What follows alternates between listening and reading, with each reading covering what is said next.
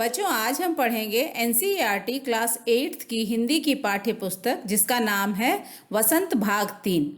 और इस पुस्तक का 7वां पाठ है जिसका शीर्षक है क्या निराश हुआ जाए। इस पाठ के लेखक हैं हजारी प्रसाद द्विवेदी। तो आइए देखते हैं इस पाठ में लेखक हजारी प्रसाद द्विवेदी जी हमें क्या बता रहे हैं। सबसे पहले हम पाठ से संबंधित कुछ बातें देखेंगे। पाठ 7 क्या निराश हुआ जाए। बच्चों, लेखक हजारी प्रसाद द्विवेदी द्वारा लिखा गया यह पाठ क्या निराश हुआ जाए के माध्यम से लेखक सच्चाई, ईमानदारी, प्रेम भाव, परोपकार, दया, करुणा, ममता जैसी भावनाओं को समाज का आधार मानते हैं। लेखक का कहना है कि समय के साथ चाहे कितने भी बदलाव आ जाएं, लेकिन यह सारी भावनाएं कभी भी समाप्त नहीं हो सकती। हमें जीवन में अच्छे और बुरे सभी प्रकार के काम करने वाले लोग मिलते हैं, परंतु हमें अच्छे कर्म करने वाले लोगों को देखकर प्रेरणा लेनी चाहिए और एक सकारात्मक दृष्टिकोण के साथ जीवन में आगे बढ़ना चाहिए। तो बच्चों, यहाँ पर लेखक हमें किसी भी परिस्थिति में निराश ना होने का संदेश दे रहे हैं। वे कहते हैं कि आज अगर देखा जाए तो समाज में सच्चाई, ईमानदारी, प्रेम भाव, परोपकार जैसी जो भावनाएं हैं वो धीरे धीरे कम होती जा रही हैं। लेकिन कितना भी बदलाव आ जाए, हमें जो लोग अच्छे कामों में लगे हैं उनसे प्रेरणा लेकर जीवन में हमेशा आगे बढ़ना चाहिए। तो आइए देखते हैं और आगे इस पाठ में लेखक हमसे क्या कह रहे हैं। पेज 34 का भावार्थ कुछ इस तरह से है। लेखक कहते हैं कि आजकल समाचार पत्रों में ठगी, डकैती, चोरी, तस्करी और भ्रष्टाचार जैसे समाचार ही भरे रहते हैं।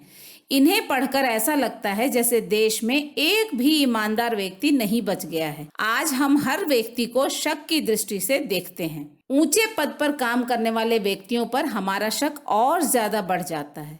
तो बच्चों, यहाँ पर लेखक कहते हैं कि जैसे ही सुबह हम समाचार पत्र खोलते हैं, समाचार पत्र में भी हमें इस तरह की घटनाएं जैसे कि ठगी, डकैती, तस्करी, चोरी, इस तरह की ही घटनाएं हमें पढ़ने को मिलती हैं। इस तरह के समाचार रोज रोज पढ़कर ऐसा लगता है जैसे कि देश में ईमानदारी नाम की चीज खत्म होती जा रही है और जो व्यक्ति ऊंचे ओहदे पर काम कर रहे हैं, हाई पोस्ट पर काम कर रहे हैं, उन्हें तो सभी शक की दृष्टि से ही देखते हैं। उन्हें लगता है यह व्यक्ति जरूर अपने ऊंचे पद का फायदा उठाता होगा और हम हमेशा ऐसे व्यक्तियों पर शक करते हैं। तो आइए देखते हैं आगे और क्या कहा जा रहा है इस पाठ में। पेज 34 भावार्थ। एक बहुत बड़े आदमी ने लेखक से कहा था कि आज के समय में सुखी वही है जो कुछ नहीं करता। यदि कोई संपन्न व्यक्ति कोई अच्छा काम करता है तो लोग उसमें भी कोई ना कोई दोष खोजने लगते हैं। लोग उसके सारे गुणों को भुला देते हैं और उसके दोषों को बढ़ा चढ़ा कर सबके सामने बताया जाता है। हर मनुष्य में कोई ना कोई दोष होता है। लोगों की इसी मानसिकता के कारण लोग एक दूसरे में दोष अधिक देखते हैं और उनके गुण उन्हें बिल्कुल भी नजर नहीं आते। आज की यह स्थिति हमारे लिए एक चिंता का विषय है।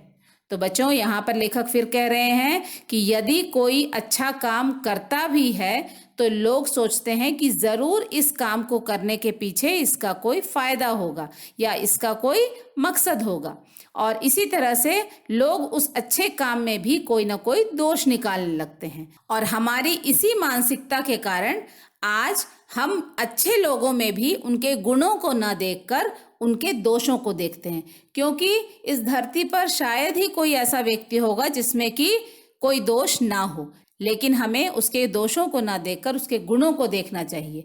अगर हमारी मानसिकता इसी तरह की रही तो आने वाले समय में यह एक बहुत बड़ी चिंता का विषय बन जाएगा। आइए देखते हैं आगे पेज 34 भावार्थ। लेखक कहते हैं कि क्या इसी तरह के भारत का सपना तिलक और गांधी जी ने देखा था? भारतवर्ष की महान संस्कृति और सभ्यता आखिर कहाँ चली गई? भारत की धरती को मनीषियों की धरती माना जाता है।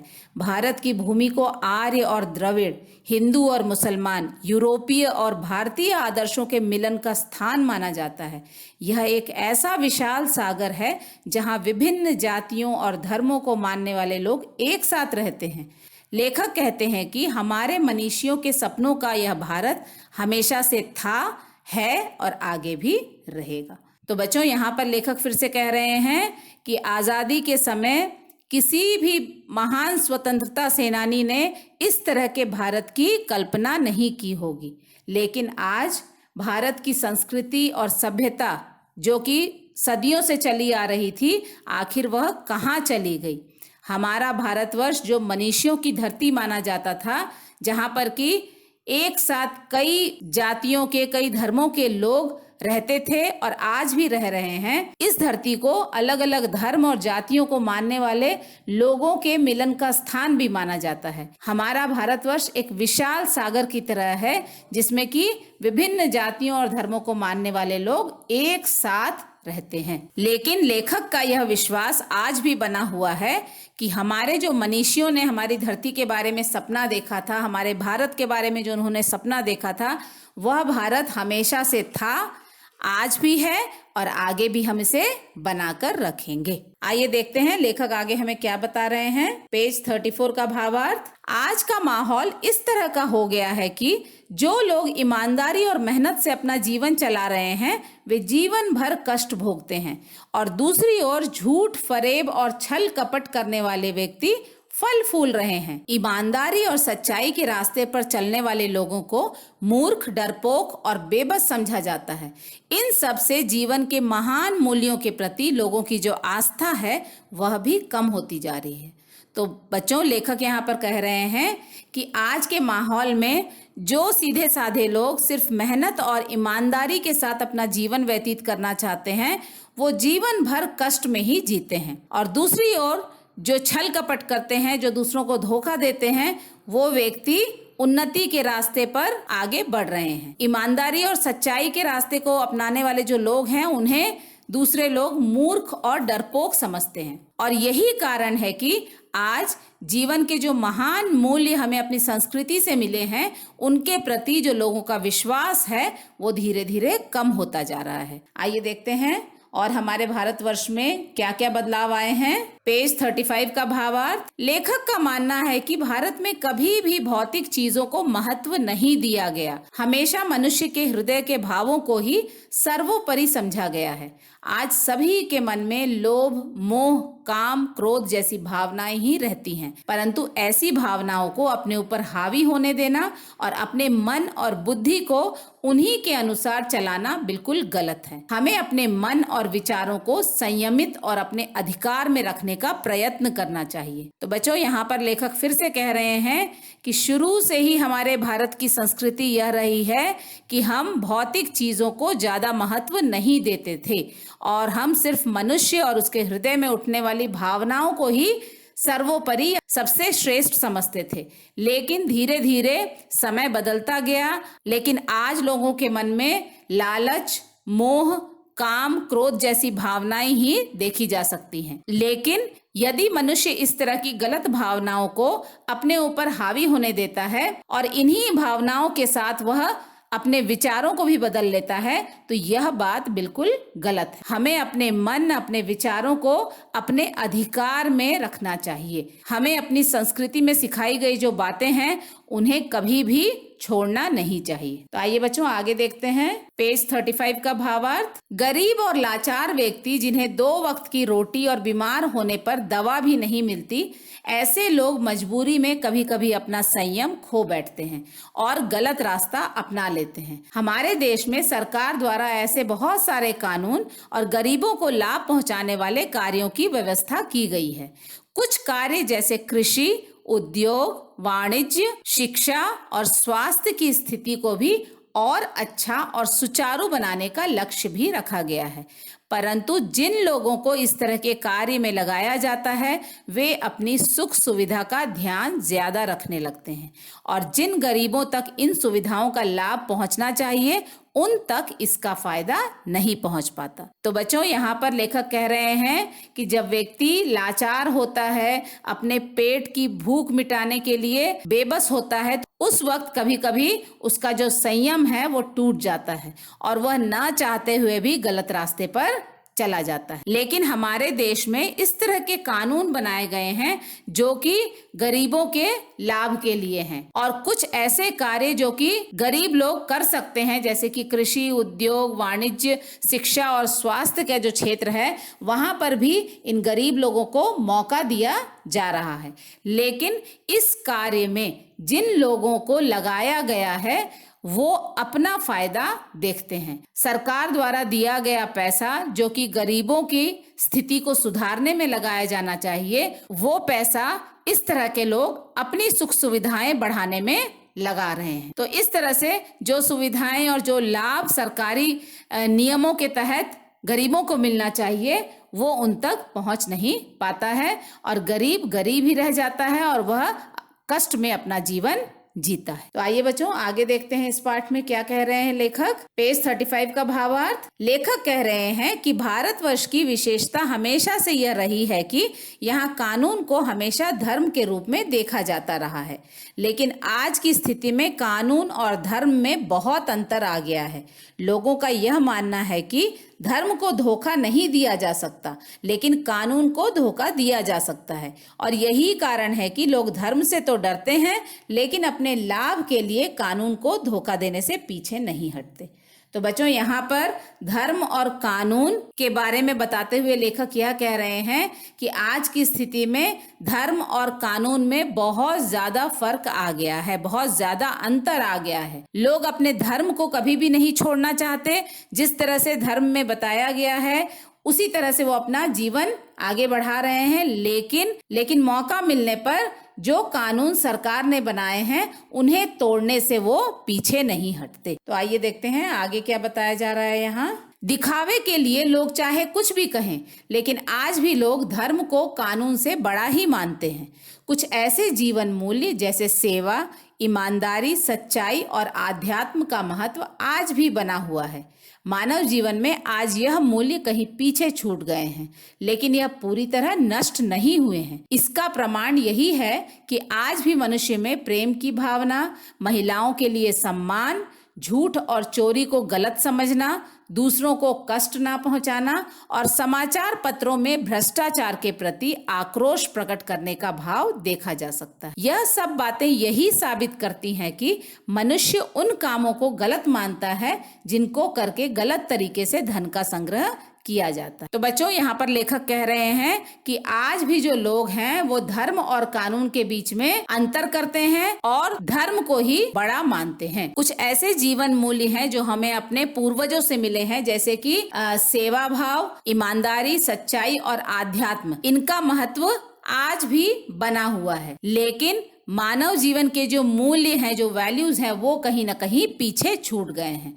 लेकिन ऐसा नहीं कहा जा सकता कि ये जो मूल्य हैं, जीवन मूल्य हैं, वो पूरी तरह नष्ट हो गए हैं। आज भी कहीं ना कहीं थोड़ा बहुत लोगों के मन में बचा हुआ है। इसका प्रमाण यही है, आज भी मनुष्य के मन में एक दूसरे के प्रति प्रेम की भावना देखी जा सकती है। महिलाओं के लिए उनके मन में सम्मान है। झूठ और चोरी जैसे कामों को वो आज भी गलत समझते हैं। दूसरों को कभी भी कष्ट ना पहुंचाना, इस तरह की भावना उनके मन में है। और जब वो समाचार पत्र पढ़ते हैं और उसमें भ्रष्टाचार जैसे समाचार उन्हें पढ़ने को मिलते हैं तो उनका मन जो है गुस्से से भर जाता है और वो इस तरह के भाव भी प्रकट करते हैं। तो ये सारी बातें इस चीज को सिद्ध करती हैं कि मनुष्य आज भी ऐसी चीजों को गलत मानता है, उन सारी बातों का विरोध करता है जिसको करके मनुष्य जो है वो गलत तरीके से धन अर्जित करते हैं। आइए बच्चों आगे देखते हैं इस पाठ में आगे लेखक क्या कह रहे हैं। लेखक का मानना है कि किसी की बुराई या उसके बुरे आचरण को सबके सामने लाना बिल्कुल भी गलत नहीं है, लेकिन जब लोग किसी व्यक्ति की बुराई करने में आनंद महसूस करने लगते हैं और उस व्यक्ति में यदि कुछ अच्छाइयां हैं, उसे जानते हुए भी उन अच्छाइयों को लोगों के सामने उजागर नहीं करते, लोगों की इस आदत को बहुत बुरा माना गया है। किसी के अच्छे गुणों को दूसरों के सामने उजागर करने से औरों के मन में भी वैसी ही अच्छी भावना हम जागृत कर सकते हैं। तो बच्चों यहाँ पर लेखक फिर से कह रहे हैं कि किसी की बुराई को या उसके बुरे व्यवहार को लोगों के सामने लाना बिल्कुल भी गलत नहीं है, लेकिन जब इस तरह की बातें आपस में करके लोग इस चीज का आनंद उठाने लगते हैं या मजाक उड़ाने लगते हैं तो यह बात बहुत गलत है। कभी कभी ऐसा होता है कि जिस व्यक्ति के अवगुणों की बात ये कर रहे हैं उसमें कुछ अच्छे गुण भी होते हैं, लेकिन लोग उन अच्छे गुणों का कभी भी जिक्र किसी के सामने नहीं करते और यह चीज भी बिल्कुल गलत है। अगर हम किसी में अच्छे गुणों को देखते हैं तो उसे हमें सबके सामने लाना चाहिए और जिससे कि दूसरे लोग भी उन अच्छे गुणों को अपनाएं और उनके मन में भी अच्छी भावना हम जागृत कर सकें। बच्चों आइए देखते हैं लेखक अब इस पाठ में आगे क्या बता रहे हैं। पेज 36 का भावार्थ। लेखक अपना अनुभव बताते हुए कहते हैं कि एक बार रेलवे स्टेशन में टिकट लेते समय गलती से उन्होंने 10 की जगह 100 रुपए का नोट दे दिया था और फिर जल्दी से डिब्बे में आकर बैठ गए। थोड़ी देर बाद टिकट बाबू लेखक को ढूंढते हुए वहां आए और उन्होंने बचे हुए 90 रुपए लेखक के हाथ में देते हुए कहा कि मुझसे बहुत बड़ी गलती हो गई। आपने मुझे गलती से 100 रुपए दे दिए थे, लेकिन उस वक्त मैंने इस पर ध्यान नहीं दिया। पैसे लौटाते वक्त लेखक ने उनके चेहरे पर संतोष की भावना देखी, जिसे देखकर लेखक हैरान रह गए थे।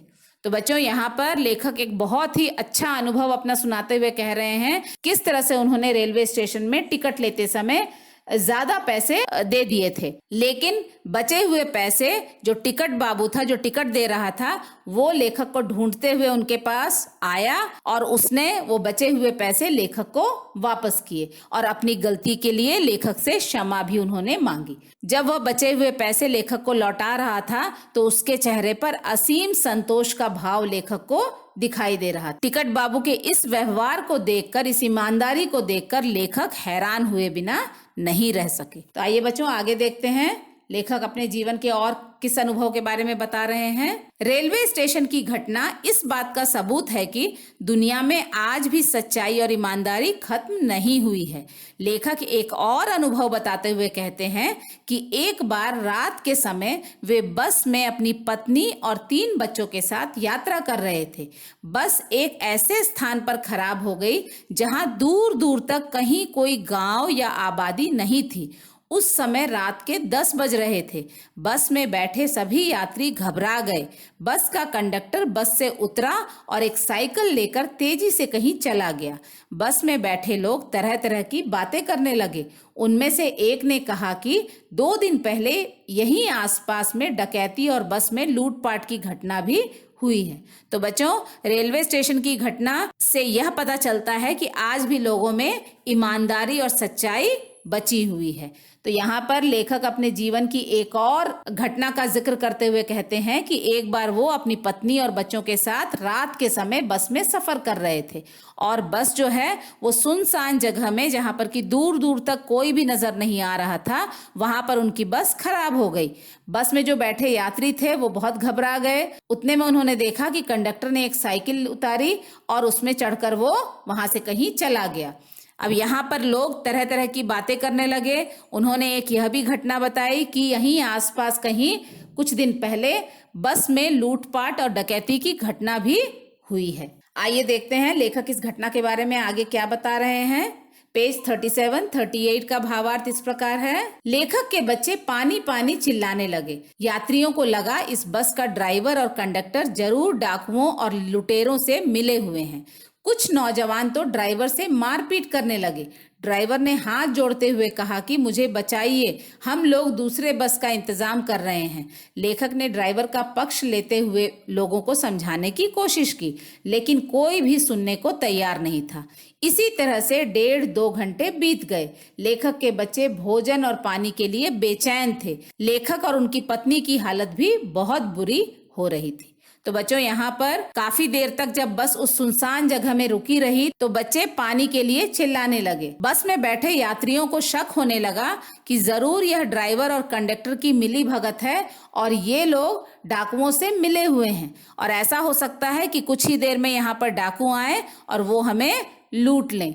तो इस तरह की बात जैसे ही उनके दिमाग में आई, उन्होंने ड्राइवर को पकड़ा और उससे मारपीट शुरू कर दी। ड्राइवर ने लेखक से मिन्नत की कि आप मुझे बचाइए, हम लोग ऐसा कुछ भी गलत नहीं कर रहे, बस आप लोगों के यहाँ से निकलने का इंतजाम कर रहे हैं। लेखक ने भी ड्राइवर को बचाते हुए लोगों को समझाने की कोशिश की, लेकिन लोग इतने गुस्से में थे, कोई भी सुनने को तैयार नहीं था। इसी तरह से उस सुनसान जगह में 1.5 से 2 घंटे बीत गए। लेखक के बच्चे भूख और प्यास से बेचैन हो रहे थे और इधर लेखक की जो पत्नी थी उनकी भी हालत बहुत खराब हो रही थी। आइए देखते हैं आगे क्या होता है। यहाँ पर लोग ड्राइवर को घेर कर खड़े थे। उसी समय लेखक ने देखा कि एक खाली बस चली आ रही है और उस बस में कंडक्टर भी बैठा हुआ है। उसने आते ही कहा कि बस अड्डे से यह बस लेकर आया हूँ, आप सब इसमें बैठ जाइए। लेखक के बच्चों के लिए वह लोटे में दूध और पानी भी लेकर आया था। यह सब देखकर यात्रियों की जान में जान आई। इन दोनों घटनाओं के बाद लेखक यही कहते हैं कि चाहे ऐसी घटनाएं कम ही होती हों, परंतु ऐसी घटनाएं यह साबित करती हैं कि आज भी लोगों के मन में मनुष्यता समाप्त नहीं हुई है। लोगों में आज भी दया और ममता की भावना जीवित है। तो बच्चों, यहाँ पर लेखक ने किसी तरह लोगों से ड्राइवर को बचाया और लोग जो थे वो ड्राइवर को तब भी घेर कर खड़े हुए थे कि कहीं वह भाग न जाए। तभी लेखक ने देखा कि कंडक्टर एक खाली बस लेकर उसी तरफ आ रहा है और जैसे ही वो बस नजदीक पहुंची, कंडक्टर उसमें से उतरा और उसने जल्दी से यात्रियों को उस खाली बस में जाकर बैठने के लिए कहा। कंडक्टर लेखक के बच्चों के लिए दूध और पानी भी लेकर आया। यह सब देखकर यात्रियों को थोड़ी राहत मिली। अब लेखक कहते हैं कि इस तरह की घटनाएं बहुत कम देखने को मिलती हैं, लेकिन यही सारी घटनाएं हमें इस चीज का संकेत देती हैं कि आज भी दुनिया में अच्छे लोग हैं और उनके मन में दूसरों के प्रति दया और ममता की भावना भी मौजूद है। तो बच्चों, आइए देखते हैं आगे इस कहानी में लेखक क्या कह रहे हैं। पेज 39 का भावार्थ कुछ इस तरह से है। लेखक कह रहे हैं कि मेरे जीवन में ऐसी कई अच्छी बुरी घटनाएं हुई हैं। कई बार जीवन में मैं ठगा भी गया हूँ, धोखा भी खाया है और विश्वासघात भी सहा है। लेकिन यदि बुरी घटना को याद रखा जाए तो हमारा जीवन कष्टदायक हो जाएगा। लेखक कहते हैं कि कई बार ऐसा भी हुआ है, बिना जान पहचान के ही लोगों ने आकर मेरी सहायता की है, दुख में आकर सांत्वना दिया है और हिम्मत बंधाया है। तो बच्चों, यहाँ पर लेखक कह रहे हैं कि मेरे जीवन में अच्छी घटनाएं तो कम हुई हैं, लेकिन बुरी घटनाएं बहुत ज्यादा हैं। जैसे कि कभी कभी लोगों ने मुझे ठगा है, मुझे धोखा दिया है और मेरे साथ विश्वासघात भी किया है। लेकिन यदि मैं उन सारी बुरी घटनाओं को याद रखूं तो मेरा जीवन जो है बहुत ही कष्ट में बीतेगा। इसीलिए मुझे उस तरह की बुरी घटनाओं को भूल जाना चाहिए। बाद में लेखक यह कह रहे हैं कि कई बार ऐसा भी हुआ है कि जब मैं कष्ट में था तो जिन लोगों को मैं जानता भी नहीं था, लोगों ने आकर मेरी सहायता की। दुख में आकर उन्होंने मुझे सांत्वना दिया, मेरी हिम्मत बंधाई और उस दुख को सहने और उससे निकलकर आगे बढ़ने की मुझे प्रेरणा दी। तो बच्चों, आइए देखते हैं आगे क्या कह रहे हैं लेखक। यहाँ लेखक रविंद्रनाथ ठाकुर द्वारा रचित प्रार्थना गीत में लिखी पंक्तियों को बताते हुए कह रहे हैं कि हमें ईश्वर से यह प्रार्थना करनी चाहिए कि संसार में यदि नुकसान उठाना पड़े या धोखा खाना पड़े तो ऐसी परिस्थिति में भी हे ईश्वर, मुझे इतनी शक्ति दीजिए कि मैं आपकी कृपा पर संदेह ना करूं। हमें दुख में भी उस ईश्वर का ही स्मरण करना चाहिए। अंत में लेखक कहते हैं कि समय के साथ मनुष्य के आचार विचार और नीतियों में बहुत सारे बदलाव आए हैं। बुरे बदलाव को हमें रोकना होगा। यदि हम मिलकर कोशिश करेंगे तो निराशा के यह बादल जरूर छट जाएंगे। तो बच्चों, यहाँ पर अंत में लेखक रविंद्रनाथ ठाकुर द्वारा रचित एक बहुत ही सुंदर कविता की कुछ पंक्तियों का भाव बताते हुए कह रहे हैं कि हमें हमेशा ईश्वर से यह प्रार्थना करनी चाहिए, यदि संसार में कोई हमें धोखा देता है या हमें किसी तरह का नुकसान उठाना पड़ता है तो ऐसी परिस्थिति में भी हे ईश्वर, हमें इतनी शक्ति दीजिए, इतनी बुद्धि दीजिए कि हम आपकी कृपा दृष्टि पर कभी भी कोई शक ना करें। इस तरह से लेखक यह कह रहे हैं, कैसी भी परिस्थिति हो, चाहे हमारे जीवन में सुख हो या दुख हो, हर स्थिति में हमें ईश्वर को कभी भी भूलना नहीं चाहिए। अंत में लेखक यह कह रहे हैं कि समय के साथ मनुष्य के व्यवहार में बहुत सारे बदलाव देखे जा सकते हैं और मनुष्य में जो हम बुरे बदलाव देखते हैं उन्हें हमें मिलकर रोकने की कोशिश करनी चाहिए। तभी हम अपने जीवन से यह जो निराशा का भाव है उसे हटा पाएंगे। तो बच्चों, आशा है आप सबको हजारी प्रसाद द्विवेदी जी द्वारा लिखा गया यह पाठ क्या निराश हुआ जाए का भावार्थ अच्छे से समझ में आ गया होगा। एनसीईआरटी क्लास 8 के अन्य पाठों का भावार्थ भी हम आगे आने वाले वीडियो में जरूर देखेंगे। तब तक के लिए धन्यवाद। Thank you.